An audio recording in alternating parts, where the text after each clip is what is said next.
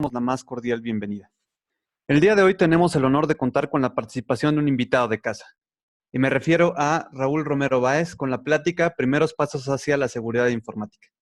Raúl Romero es egresado de la licenciatura en Informática y cuenta con un doble grado de maestría en el área de Administración de Tecnologías de la Información.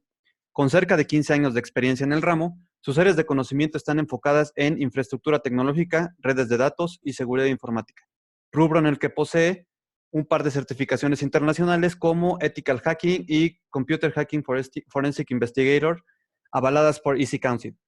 Actualmente se desempeña como jefe de seguridad de la información en la Universidad de las Américas Puebla y a la par colabora como docente impartiendo cursos a nivel maestría y licenciatura. Tendremos una presentación de 40 minutos para cerrar con una sesión de preguntas y respuestas, para lo cual tendremos a su disposición el área del chat. Agradeciendo nuevamente a nuestro invitado, Raúl, te cedo la palabra. Muchas gracias por la presentación, Beto. Es un placer poder estar con ustedes el día de hoy, compartiendo un tema que yo creo que es de interés para todas las organizaciones hoy en día y que representa, pues, una gran oportunidad si así lo desean, ¿no? Titulé la charla Los primeros pasos para la seguridad informática. Básicamente es tratar acerca de los puntos principales que requiere una empresa para poder armar un plan integral de seguridad y pues bueno, poder no estar tan expuesto o minimizar riesgos en contra de las amenazas que hoy en día existen, ¿no? Vamos a primero a ver un pequeño panorama acerca de cómo está la seguridad informática el día de hoy. Hay una frase que a mí en lo particular me gusta mucho, que la dijo un exdirector del FBI, que dice, hay dos tipos de empresas, aquellas que han sido hackeadas y aquellas que lo van a hacer. ¿Qué quiere decir esto? Él está vislumbrando que si no te ha pasado, en algún momento te va a pasar. Entonces, derivado de esto hay que estar preparados para tener un plan preventivo y también un plan reactivo en caso de que te haya pasado, ¿no? De aquí la importancia de tener un plan de seguridad a la mano para poder echar mano de él cuando sea necesario.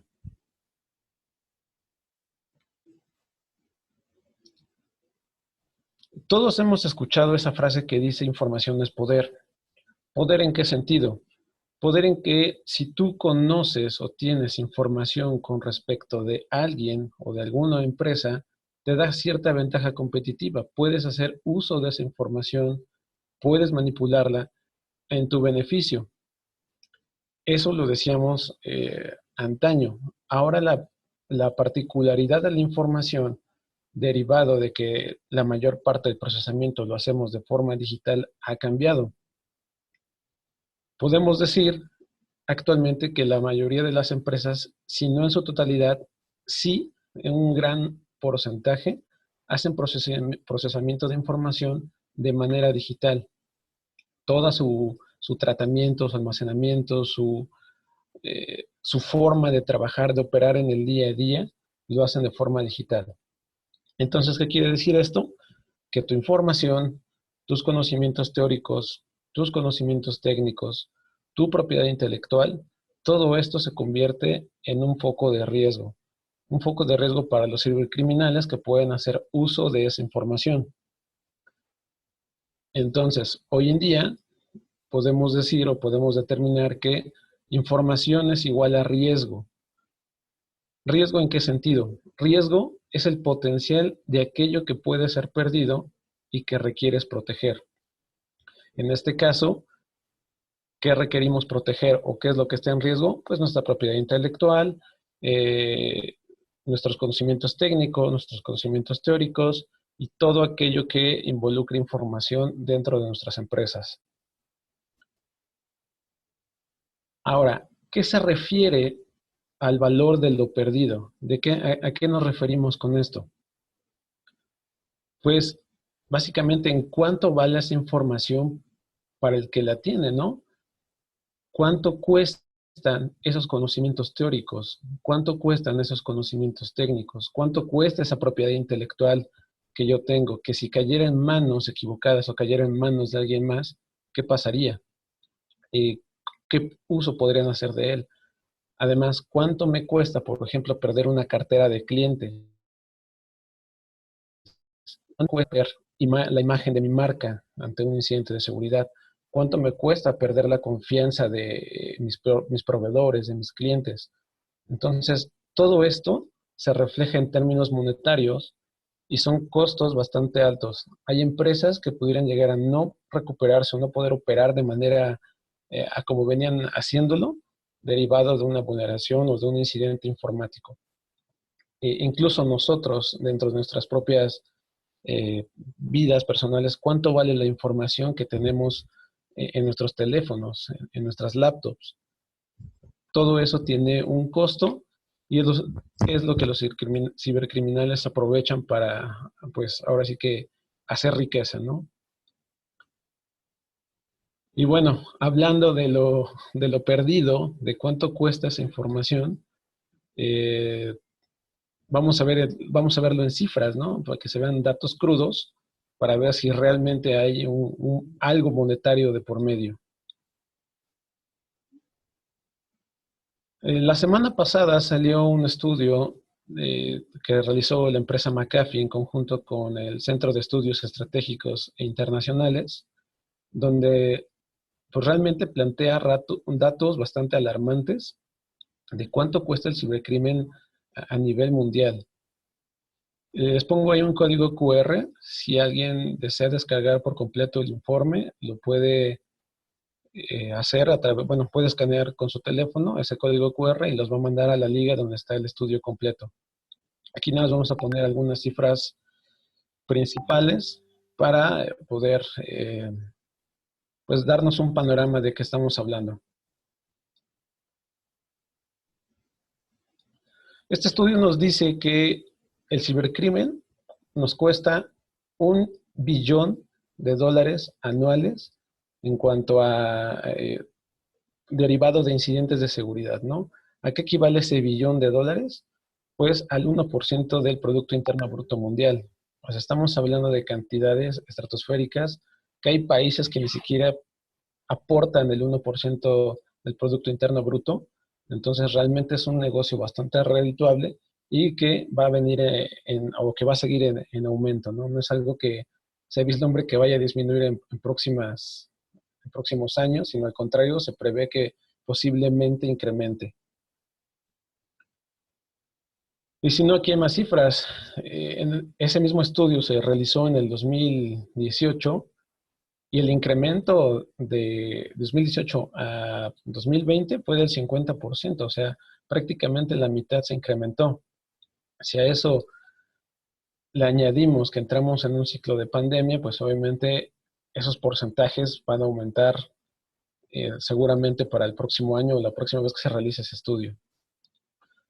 Más costos, el costo promedio porque una empresa no haya podido seguir operando derivado de un incidente de seguridad de TI, es decir, que hubo, no sé, que les cayó un ransomware o que una base de datos colapsó, se perdió información, eso le costó a las empresas entre $100,000 y $500,000 aproximadamente. Hay otro dato, una empresa que de plano perdió toda su actividad productiva, que dejó de trabajar por completo derivado del incidente, en el 2019 el costo promedio fue de $762,000. Es una cantidad bastante fuerte y que las empresas tienen que pagar o que tienen que tratar de sobreponerse a esas cantidades y que pues definitivamente no todas van a poder lograr salir adelante después de ser vulneradas de esa manera. Surge la pregunta, ¿y por qué se incrementaron estos costos? O sea, ¿de dónde salió esas cifras tan elevadas? O sea, es mucho dinero. Bueno, pues los cibercriminales tienen sus propias técnicas, tienen sus propias formas de estudiar, de trabajar a las organizaciones y han hecho que sus técnicas sean más efectivas. Principalmente se han centrado en tres técnicas que son la parte del ransomware, que básicamente es un programa malicioso, un malware, que una vez que entra en la computadora, en el dispositivo, en el servidor, encripta toda la información que está dentro del equipo, la secuestra, por así decirlo, y pide un rescate a cambio. Y son cantidades que se pagan en bitcoins. Y si ustedes checan cuánto cuesta el bitcoin en estos momentos, pues está por arriba de los 100,000 pesos, ¿no? O sea, es algo bastante costoso. La segunda técnica que están utilizando más es el phishing, que es básicamente enviar un mensaje haciéndose pasar por alguien más, por otra organización, para obtener información de la víctima, ¿no? Tú proporcionas tus credenciales, proporcionas información de la empresa, proporcionas información tuya, y pues ellos utilizan esa información para accesar ya sea a la empresa, el correo corporativo, eh, para hacerse pasar por ti. La tercera técnica que están utilizando mucho es la explotación de vulnerabilidades.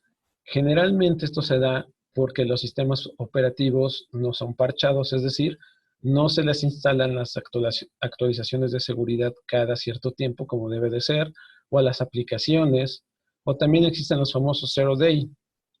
Y los Zero Day son esas vulnerabilidades para las que todavía no existe una solución, pero que los cibercriminales ya detectaron y que están explotando, ¿no? Que están haciendo uso de esos huecos de seguridad para poder obtener acceso a la información, y pues eso también está costando de manera económica a las empresas.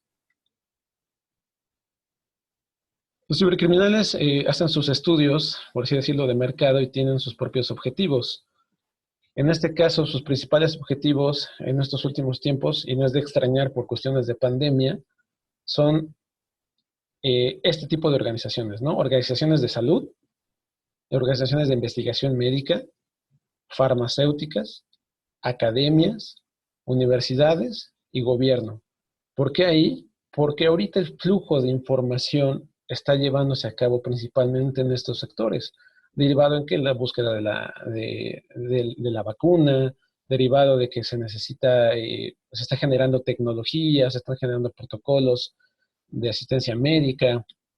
Todo eso es información valiosa y que para los cibercriminales representa un valor, ¿no? Entonces, este es el foco que ahorita están teniendo los cibercriminales sobre estas empresas. También hay que hacer notar, o hay que cabe mencionar, que de estos grupos de empresas, o de tipos de empresas, también a ellos les trabajan terceros, ¿no? O sea, seguramente al gobierno le trabaja un tercero para la parte de eh, armar sistemas, no sé, a lo mejor para organizar eventos, pero como tienen relación directa con el gobierno, relación directa con las farmacéuticas, ellos también pueden ser blanco de los cibercriminales para tratar de entrar a una empresa más grande, ¿no? Entonces, aquí podemos decir que realmente no hay un ataque pequeño, o sea, aquí el impacto puede ser eh, mayor dependiendo el acceso que se logre obtener. Entonces, ¿qué debo hacer para protegerme y no estar en estas cifras, para no caer en estas estadísticas? ¿Cómo debo empezar a crear un proyecto de seguridad informática alrededor de mi empresa? Bueno, actualmente el problema es que existe mucha información y no se malentiende con que hay mucha información. Hay mucha información, pero debemos saber canalizarlas, debemos saber distinguir qué es lo que realmente es efectivo para nosotros. Va a venir un proveedor, va a venir un vendedor y te va a decir, este nuevo firewall, este nuevo antivirus, te van a solucionar tus problemas de seguridad. Con eso ya no vas a tener problemas, no te van a hackear. Con esta nueva metodología vas a poder trabajar y operar de manera segura. Con esta legislación que vas a cumplir, ya con eso, pues estás más que cubierto. Y siendo sinceros, pues esto no resuelve nada. Necesitamos algo que nos permita cubrir todas las aristas. Por ejemplo, si yo pongo un antivirus, aunque sea de muy buena generación, pero tengo un empleado dentro de la empresa que está inconforme, que quiere venganza, pues el antivirus muy seguramente no me va a proteger de todo. En algunas cosas sí me va a poder avisar, pero no de todo ese malestar, ¿no? O implemento una nueva metodología. Por mucho que implemente la nueva metodología, no me vas a guardar de un cibercriminal. Entonces, Aquí el punto es que necesito algo más. Hay una frase que me gusta mucho y creo que aplica muy bien para este caso que estamos mencionando, que es de Bruce Snail, que es un famoso criptógrafo y experto en seguridad informática, también es catedrático, y dice que si piensas que la tecnología va a resolver tus problemas de seguridad, está claro que no entiendes los problemas que tienes y tampoco entiendes a la tecnología. Es decir, si yo quiero empezar a implementar la seguridad a través de solamente dispositivos, de tecnología, de firewalls, IPS, antivirus, eh, metodologías, procedimientos, así nada más, por sí sola, no va a funcionar. Necesitamos algo mucho más integral. Necesitamos algo que nos permita cubrir todo ese ecosistema de seguridad informática dentro de la empresa y que nos permita llevar a cabo la preservación de la confidencialidad, la integridad y la disponibilidad de la información. ¿Qué entendemos por confidencialidad? Confidencialidad es la propiedad de la información de que no debe ser accesible por alguien que no esté autorizado a verla. ¿A qué nos referimos con integridad? Que la información debe estar completa y que no debe tener modificaciones por algún tercero no autorizado. La parte de la disponibilidad, que la información esté accesible para todos aquellos que estén autorizados a poder consumir esa información. Entonces, ¿qué debo hacer para cumplir con este triángulo de la información, que es confidencialidad, integridad y disponibilidad? Necesito aplicar medidas preventivas, necesito aplicar medidas correctivas y controles de seguridad que me permitan gestionar el riesgo. Ya dijimos que el riesgo es eso que es el potencial de lo que puede ser perdido y que requiere protegerse. ¿Qué nos dice la ISO, que es la ISO 27000, que es uno de los estándares más utilizados dentro de la industria de tecnologías de la información? Nos dice que si tú quieres gestionar el riesgo de manera adecuada, necesitas implementar políticas, procedimientos, directrices, prácticas, estructuras organizacionales, estructuras administrativas, estructuras técnicas y también gerenciales y hasta legales para poder hacer una gestión del riesgo. ¿Qué quiere decir? Necesitas hacer algo integral, no nada más te vas a dirigir a la parte de tecnologías de información, sino que también tienes que voltear a ver a otras áreas de la empresa. Necesitas voltear a ver a la parte de finanzas, a la parte de la alta gerencia, necesitas la parte administrativa, necesitas recursos humanos. Todo tiene que trabajar de manera integral si realmente se quiere hacer una correcta gestión del riesgo. ¿Por qué? Porque cada una de esas departamentos o de esas áreas tienen su propia información y cada uno le da un distinto valor a la información que procesa. No es el mismo valor que le da finanzas a la información que procesa a la información que tiene TI y que ellos manejan. Son muy diferentes el valor que tiene para cada quien, pero todos deben de converger en lo mismo para proteger ese activo o esa información de un posible incidente.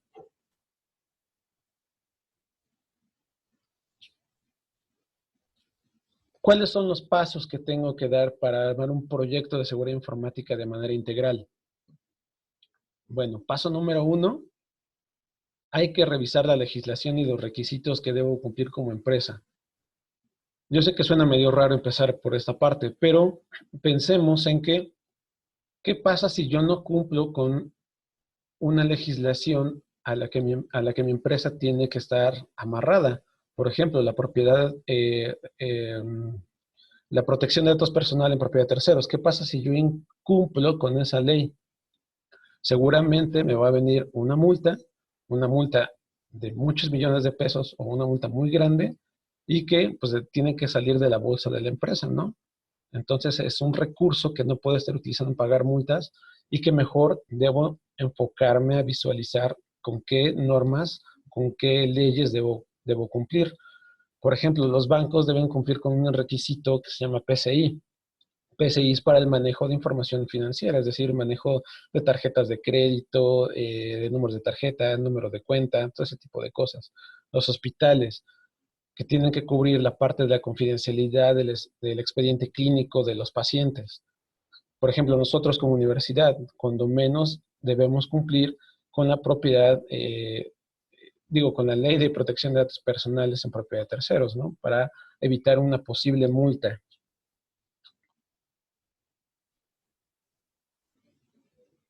Paso número 2. Hay que definir bien cuáles son los beneficios que vamos a obtener de un proyecto de seguridad informática y el apoyo de la gerencia.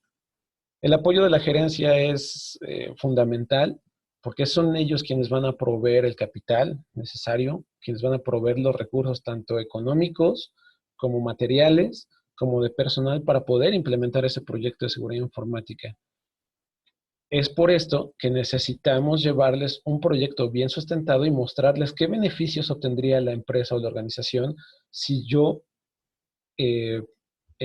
implemento ese proyecto de seguridad. Aquí hay 4 puntos que podrían ser clave para vender un proyecto de seguridad informática a la alta gerencia. Por ejemplo, la parte del cumplimiento que acabamos de ver.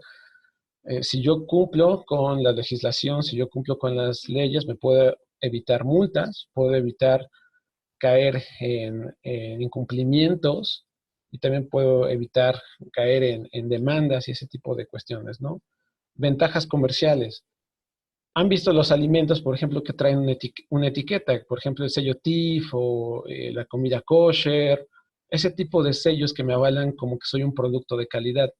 ¿Qué pasa si a mí me ven como una empresa que tiene ciertas certificaciones de seguridad o que tiene ciertos protocolos de seguridad bien establecidos a una empresa que no los tiene? A mí eso me vende como empresa, me deja una buena imagen y puedo obtener una ventaja competitiva o una ventaja comercial con respecto a los demás que están en mi mismo mercado, ¿no? Si yo no he sufrido ningún incidente de seguridad, puedo vender eso y eso me da una buena imagen, vende mi marca. Otro punto es la disminución de costos, el hecho de que no incurra, por ejemplo, en ningún incumplimiento, pues de entrada ya me estoy ahorrando multas, no voy a caer en eso. Pero ¿qué pasa, por ejemplo, cuando nosotros pagamos un seguro de auto? Lo pagamos cada año o cada mes esperando no utilizarlo. De igual manera, cuando invertimos en seguridad informática es para prevenir y que en caso de que ocurra un incidente tengamos el respaldo para poder salir adelante de ese incidente que ya nos ocurrió. Entonces, eso también nos pudiera llevar a disminuir costos. Me va a salir más caro perder mi cartera de clientes, me va a salir más caro pagar un rescate de ransomware que a lo mejor ni siquiera me devuelve mi información a que se le invierto en seguridad informática. El cuarto punto es que puedo decirles que voy a optimizar procesos. Cambiar la forma de trabajo, cambiar la forma en la que manejamos la información, en la que realizamos los procesos productivos dentro de la empresa nos va a llevar a ser un poco más eficientes, más eficaces con los recursos que tenemos y eso nos va a permitir hacer una optimización de procesos. Paso número 3, hay que establecer objetivos claros dentro de la seguridad. Deben ser objetivos claros y cuantificables de tal manera que cualquier persona que quiera leer esos objetivos los pueda entender. ¿Hasta dónde queremos llegar con esos objetivos? La idea es que los objetivos estén apegados al negocio de la organización y que todos los que forman parte de ella se sientan identificados con ese objetivo. Va a ser más fácil la transición o va a ser más fácil que adopten el cambio o el proyecto de seguridad informática si ellos se sienten identificados con el objetivo. Y otro punto es que deben ser cuantificables o medibles. Como dice Peter Drucker, lo que se mide se puede mejorar. Necesitamos saber dónde estamos y hacia dónde vamos. No es lo mismo decir, queremos tener seguridad, que no hay forma de medir eso, o sea, no hay sustento para eso, a decir, se van a implementar controles para la disminución del 50% de incidentes de seguridad informática en los próximos 2 años. Eso ya es mucho más sustancial, es algo que puede ser medible, que es alcanzable y que tengo forma de ver si lo cumplí o no lo cumplí.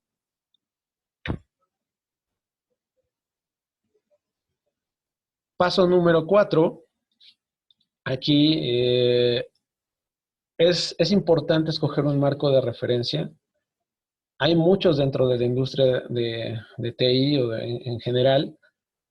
¿Por qué es bueno utilizar un marco de referencia?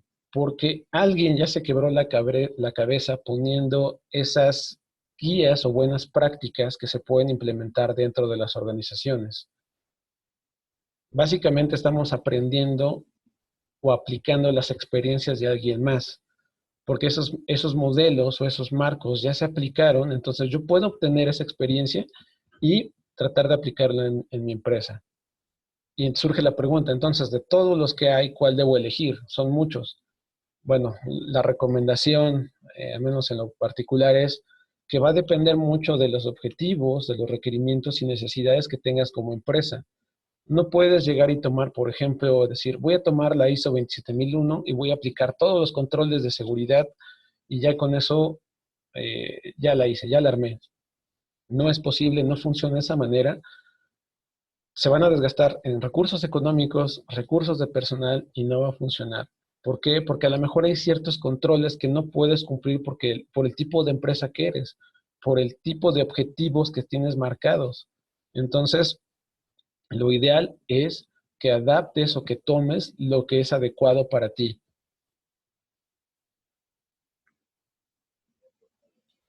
Dentro de los marcos de referencia que hay de la industria, aquí puse algunos de los principales, por ejemplo, la ISO 27001, que es con respecto a la gestión de la seguridad de la información, el COVID, que es el control de información y gobierno de tecnologías de la información, la serie de los NIST SP800, que ahí son más de 100 documentos que hablan acerca de seguridad de tecnologías de la información. Y por ejemplo, hay unos muy particulares como el NIST 800-30, que nos habla acerca de los tipos de amenazas y los tipos de vulnerabilidades que hay dependiendo el tipo de activos que tengamos dentro de la información. O sea, hay tanto técnicos como de protección, bueno, de seguridad física y de otro tipo, ¿no? O sea, están muy completos y se pueden obtener información de ahí. ITIL, que es uno de los más implementados en general en la industria de tecnologías de la información, y bueno, ese está encargado de identificar, planificar, suministrar y dar soporte a los servicios de TI. La ISO 20000, que es para asegurar la calidad de los servicios de TI, es el equivalente en TI para el ISO 9000. El ISO 9000 es para calidad a nivel de industria. El ISO 20000 es para calidad dentro de tecnologías de la información. El ISO 22301, gestión de la continuidad del negocio. Les aseguro que le importa mucho a la alta gerencia, porque son las formas en cómo vas a poder seguir operando en caso de que llegaras a sufrir algún incidente o que haya algo que esté fuera de tu control, que no te permita poder seguir operando como lo haces normalmente, pero tienes un plan alterno para seguir funcionando, ¿no? Y no caigas en las estadísticas que vimos hace rato de los tiempos de inactividad, ¿no?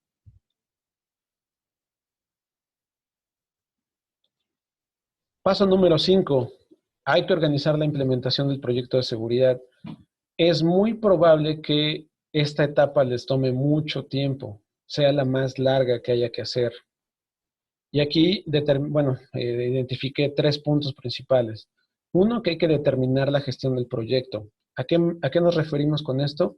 Hay que identificar quién va a ser el grupo que va a implementar el proyecto, quién es el responsable, quién es encargado de qué cosa, hasta dónde va a llegar el proyecto, a qué áreas debo involucrar, cuáles son los tiempos en que debo ir cumpliendo esa gestión del proyecto, a quién se le va a reportar. O sea, son muchas cosas que hay que cubrir en cuanto a gestión del proyecto. Todo proyecto tiene un tiempo y tiene recursos limitados, ¿no? Entonces, hay que tomar en cuenta ese tipo de cosas. El segundo punto, hay que obtener esos conocimientos. Voy a empezar a operar tal vez nueva tecnología, voy a implementar nuevas metodologías, voy a implementar o voy a apegarme a nuevas legislaciones. Entonces, necesito obtener esos conocimientos que me permitan desarrollar realmente el proyecto que yo quiero hacer. Si voy a implementar una nueva solución de seguridad, pues necesito gente capacitada en esa solución de seguridad. Si voy a implementar una metodología, necesito gente capacitada que entienda y pueda implementar esa nueva metodología, ¿no? También el hecho de que yo voy a empezar a implementar políticas, procedimientos, reglamentos, normativas, no puedo nada más introducirlos a la empresa y pues háganse bolas.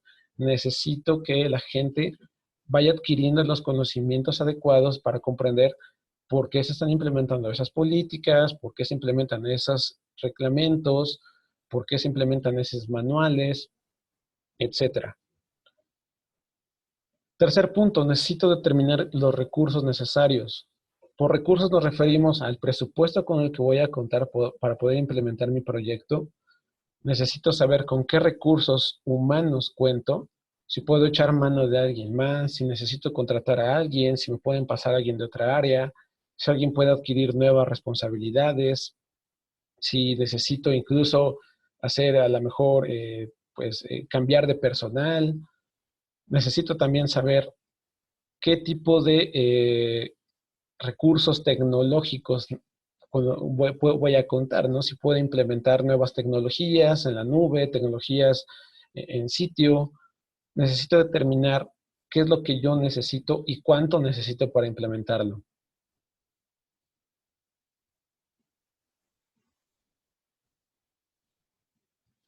El paso número 6.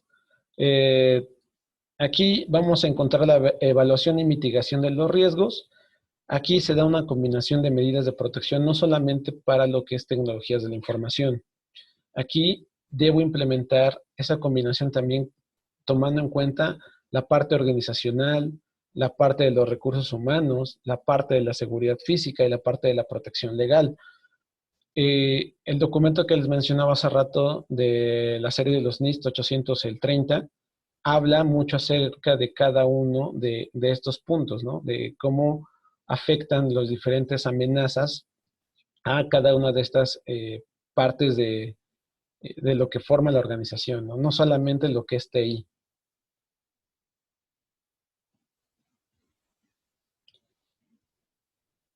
Y aquí la evaluación y el tratamiento de los riesgos debe ser la pieza central de la seguridad informática. ¿A qué nos referimos con la evaluación de los riesgos? Bueno, evaluación de riesgos es cuando vamos a determinar qué amenazas pudieran afectar a mi organización o a mis activos de información, la probabilidad de que éstas ocurran y qué impacto puedan tener. Entonces, necesito evaluar esas tres cosas. Dependiendo del ramo en el que yo esté, si estoy en el ramo de telecomunicaciones, si estoy en el ramo de educación superior, si estoy en el ramo industrial, va a ser el tipo de amenazas que me puedan afectar. No a todos nos afecta lo mismo. La parte del tratamiento van a ser las medidas que yo debo implementar para minimizar que esas amenazas puedan impactar a mi organización. También aquí en el tratamiento necesito ver qué medidas se acoplan a mi presupuesto que yo tengo. No puedo sobrepasar ese umbral porque no, entonces pues va a se puede incrementar demasiado los costos de implementar una medida para minimizar riesgos. Entonces debo analizar bien qué medidas puedo implementar para minimizar o contrarrestar los riesgos y amenazas a los que están expuestas mi información. Y bueno, todas esas medidas son en función de gestionar el riesgo.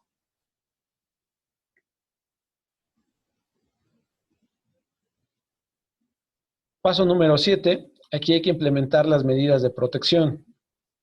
Aquí también identifico 3 pasos fundamentales, ¿no? La parte de las nuevas reglas. Nuevas reglas, necesito empezar a generar políticas, procedimientos, instrucciones y reglamentos. Muy seguramente aquí vamos a encontrar una parte de gente que no quiera aceptar ese cambio, porque venían operando, venían trabajando de una manera. Aquí es importante hacerles notar que esas políticas, procedimientos e instrucciones son para beneficio no nada más de la organización, sino que también él se va a ver beneficiado, ¿no? Hay que tratar de hacerles ver que todo esto es en beneficio de la organización y que todos estamos en el mismo barco, ¿no? Hay que empezar a documentar los procesos, evaluar cómo se lleva a cabo y plasmarlo a través de este tipo de políticas y procedimientos, ¿no? También vamos a empezar a implementar nuevas tecnologías. Aquí es buscar alternativas tecnológicas que se adecúen al presupuesto disponible. No quiere decir que lo más caro sea lo mejor, ni tampoco que lo más barato sea lo peor. Aquí, como siempre digo, en tecnologías depende para qué lo quieras.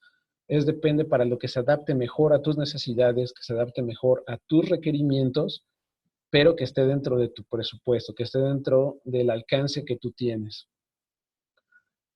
Tercer rubro, la estructura organizacional. Es muy probable que a la hora de estar implementando esas medidas de protección requieras hacer a lo mejor alguna modificación en la estructura organizacional, que a lo mejor necesites crear el puesto de jefe de seguridad informática o que requiera más personal del área de seguridad informática o que requieras que el departamento de seguridad informática le reporte directamente al director general.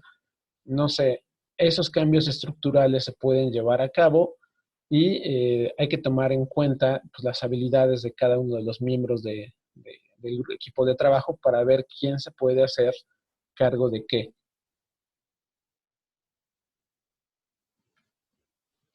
Paso número 8, la capacitación y la concienciación.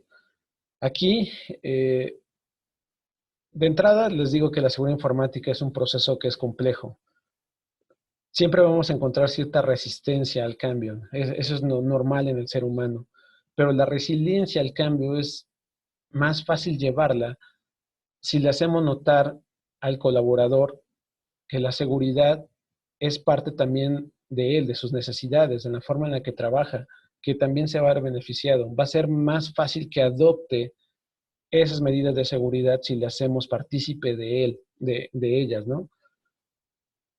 También la seguridad va a requerir nuevas habilidades.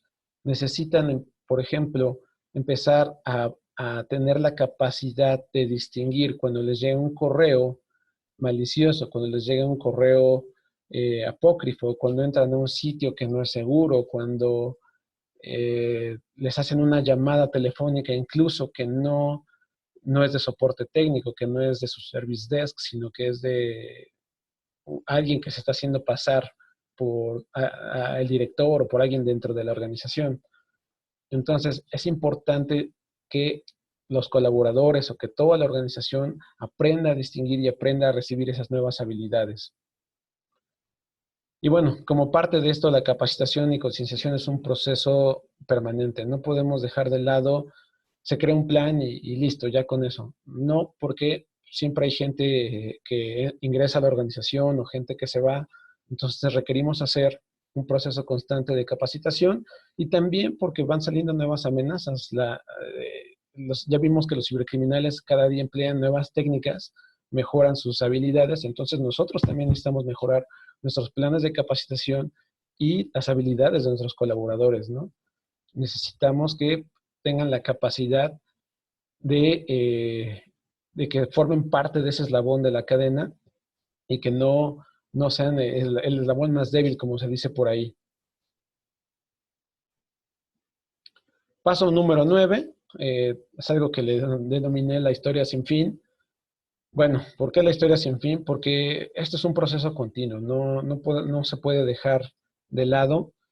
Es un proceso constante, como el famoso ciclo de Deming, es el Plan, Do, Check, Act. Pues más o menos se pasa igual aquí en seguridad, ¿no? Es un proceso constante que requiere supervisión, requiere ver qué cosas están haciéndose, dónde se están haciendo, de qué manera se están haciendo, y eso que se está haciendo hay que medirlo, ¿no? Estamos donde queremos estar, vamos a llegar a donde queremos llegar, hasta donde habíamos planificado. Hay que cuantificar y comparar para ver si realmente estamos llegando a los objetivos que se plantearon en un inicio. También es importante, hay que escuchar sugerencias, no solamente sugerencias de entes externos, sino sugerencias de los colaboradores, de la gente que trabaja con la información, que hace el proceso completo de la información, porque ellos al final de cuentas están al frente, están en la línea eh, ahora sí que de batalla, por así decirlo, no son los que meten las manos y pues hay que tomar también sus sugerencias, también son válidas. Hay que realizar auditorías internas para ver que se están aplicando los controles necesarios, que se estén llevando a cabo, eh, se estén cumpliendo con las políticas, que los procedimientos sean los adecuados, que se tenga la documentación necesaria. Y todo esto hay que llevárselo a la alta gerencia, mostrárselos y que cuando hay cosas buenas, que ellos vean que su inversión está siendo redituable, que la inversión en seguridad realmente está valiendo la pena, incluso ellos se van a sentir mejor y van a querer invertir más, van a ver el beneficio y van a tratar de aportar más o de incluso empaparse más. Además, recordemos que la mayoría de las políticas o procedimientos o buenas ideas siempre vienen de la alta gerencia hacia abajo, ¿no? Entonces, si ellos ven que el proyecto de seguridad está rindiendo frutos, obviamente van a querer seguir invirtiendo, ¿no? Y bueno, finalmente la mejora continua, tomar de esas sugerencias, de esas mediciones, de esas auditorías, los puntos que se puedan tratar para tratar de mejorar, ¿no? Siempre hay algo que se puede realizar de mejor manera.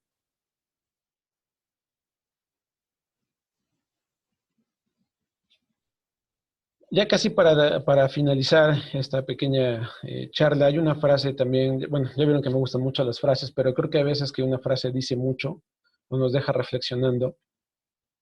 Es de David Mount, es un profesor de la Universidad de Maryland, que dice, comprende qué datos tienes, cómo los estás usando y asegúrate de practicar una buena higiene de datos. La buena higiene de datos requiere de un proceso integral que va a involucrar a todas las áreas y miembros de la organización y que de otro modo, si dejamos algún punto descubierto, puede causar el colapso del sistema. Apliquémoslo a la pandemia el día de hoy. Yo puedo usar cubrebocas, puedo andar con gafas protectoras, puedo incluso hasta usar gel antibacterial, pero una de esas se me fue y pues me toqué los ojos y no me había lavado las manos o fue antes de poner un gel antibacterial. Ese pequeño descuido que yo ocasioné puede hacer que mi sistema colapse, puede hacer que yo caiga enfermo, puede ser que no me pase nada también, que seas asintomático y que no te des cuenta, o puede ser que realmente tu sistema te lleve a un colapso total y que las consecuencias sean mucho mayores. De igual manera pasa en seguridad. Mientras más riesgos puedas minimizar o puedas mitigar, es mejor, porque cualquier hueco que dejes puede llegar a causar el colapso de todo el sistema de la organización. Y finalmente, como reflexión, la seguridad informática es responsabilidad de todos los que hacemos uso de los medios digitales. Si mandé un WhatsApp, si hice una publicación en Instagram, si mandé un correo electrónico, si tengo una videollamada, todo eso es uso de medios electrónicos. Entonces, todos somos responsables en parte de la seguridad informática. Entonces, espero que estos tips o estos pasos les hayan servido. Y bueno, si quieren saber más acerca de dónde buscar información sobre seguridad informática, aquí les pongo algunas ligas.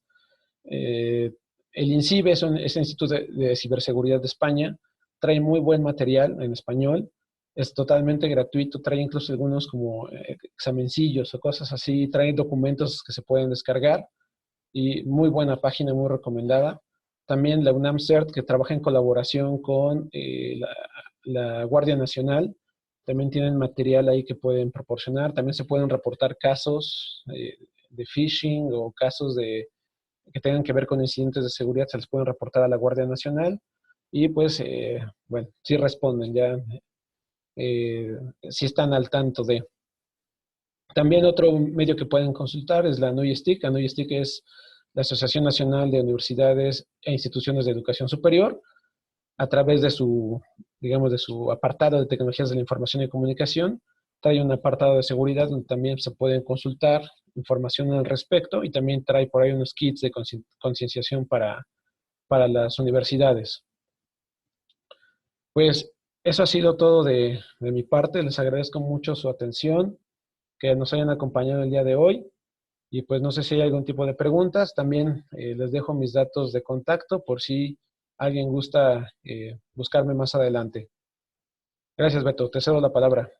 Raúl, muchas gracias. Me gustaría nada más retomar Me gustó mucho la comparación en la semblanza que hiciste con respecto a COVID, ¿no? Y específicamente con lo que tiene que ver con riesgos informáticos, riesgos de seguridad. Y bueno, lo que yo quiero recalcar es, y de hecho yo creo que le va a servir mucho a la audiencia, prácticamente la parte de seguridad informática es un símil a la seguridad que nosotros tenemos de llevar con nuestro cuerpo, viéndolo desde el punto de vista biológico. El hecho de que seas asintomático, existe un símil, ¿no? En la parte de seguridad, de que te puedas encontrar sistemas asintomáticos hacia cierto tipo de software malicioso, componente malicioso. Aunque tu sistema sea asintomático y nosotros como humanos seamos asintomáticos, no quiere decir que ya prácticamente la libraste, ¿no? Por decirlo en un término coloquial.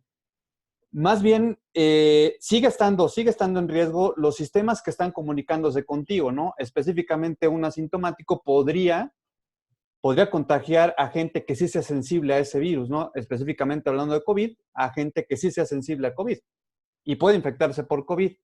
Y eso lo hace algo mucho más riesgoso. ¿Por qué? Porque la persona no sabe que está infectada. Lo mismo pasa en seguridad. Que un sistema sea sintomático no quiere decir que ya el riesgo prácticamente fue mitigado. No, al contrario. El riesgo se incrementa. ¿Por qué? Porque al ser asintomático, los operadores de seguridad no están notando que ese comportamiento se va a dar a través del malware que ya tienen. Sin embargo, puede infectar sistemas que sí sean sensibles a ese síntoma, ¿no? A ese malware. Entonces, me gustó mucho el símil, quise aprovechar para complementarlo. Ahora, sí tenemos algunas preguntas, Raúl. La primera es, de los pasos que nos recomendaste para que las empresas o las organizaciones pudieran, de alguna manera, involucrarse en la parte de seguridad de la información, ¿cuál consideras tú que es el paso más difícil de implementar y qué podrías recomendarnos para facilitar su implementación? Pues tal vez el paso más difícil sea, déjenme, voy a regresarme a ese paso, precisamente. No, este.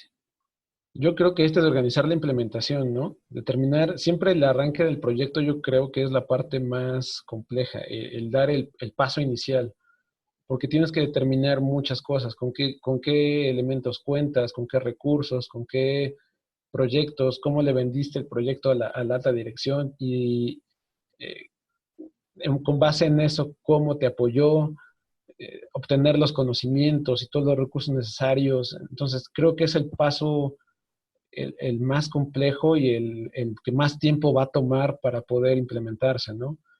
¿Cómo se puede hacer?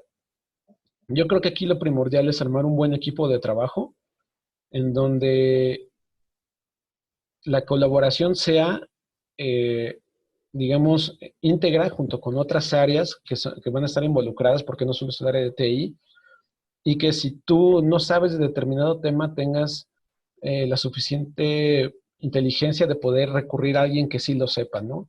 De poder preguntar y recurrir a esos conocimientos que tal vez no tienes y complementarse, ¿no? Aquí la idea es complementar todas las debilidades que puedas tener para que en conjunto todos hagan un frente común y el proyecto se eche adelante.